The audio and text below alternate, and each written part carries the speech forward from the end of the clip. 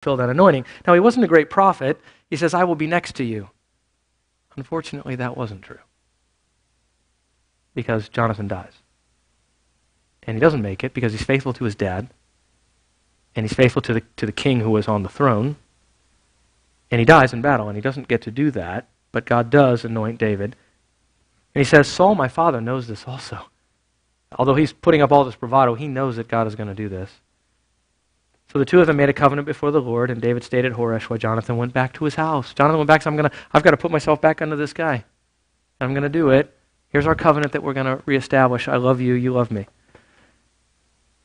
Well, let's get to a final thing here. So let's end with a final event. We're going to jump all the way to 2 Samuel chapter 9. So lots of things transpire. David does give up at some levels. He goes to the Philistines. That doesn't work. He has to come back from the Philistines because they won't let him fight against his own people, which makes good sense. They really, I think, were used of God actually to keep him from sinning even more. God can use amazing things to do that. But anyway, so David finally becomes king. Long battle. First he becomes king of Judah, and then there's this long civil war after Saul is killed and Jonathan is killed, and none of the sons of Saul are alive anymore. And so, or one of the sons of Saul is, they attend Ishbosheth. They try to put him up as king. And he eventually gets defeated by David. And then David is firmly established as a king. And one of the first things, if you understand these things properly, one of the first things that a new king always did, and you can maybe tell me this, once he became king, what's the first order of business if you're a new king? What do? What's that? You kill your enemies. And you kill anybody that might be close to the throne. The closer they are to the throne, the quicker they die. Because they're going to come get you. That's how it works, and that's how it worked back then, and really it still works the way. When there's a kind of succession like that, this dog-eat-dog thing, they kill each other. And so you'd think that's what David does. But chapter 9, verse 1, this should blow your mind apart. Then David said, this verse astounds me. So David's firmly established as king. He's finally got it all taken care of. And David said, is there yet anyone left of the house of Saul? Listen carefully now.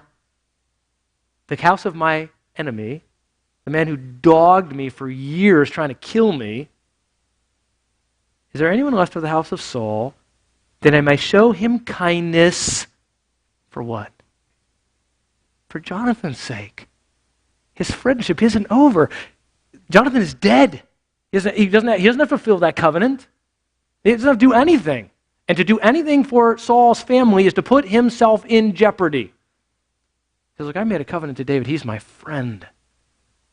And although he's dead, the God I made the covenant before is alive, and my friendship and love for Jonathan is also alive. So could you just give me someone I can show some kindness to? I just want to pour out some kindness to the house of Saul because of this friendship that I had with Jonathan. Because there's a lifelong, past life friendship. You going to have that kind of friendship? Do you have the kind of strength of character that would even think of such a thing? Are you going to develop a love of God which would give you the strength of character that when your friend died, you would still be pouring out blessing towards their family? These things happen. And they still happen today if we're faithful.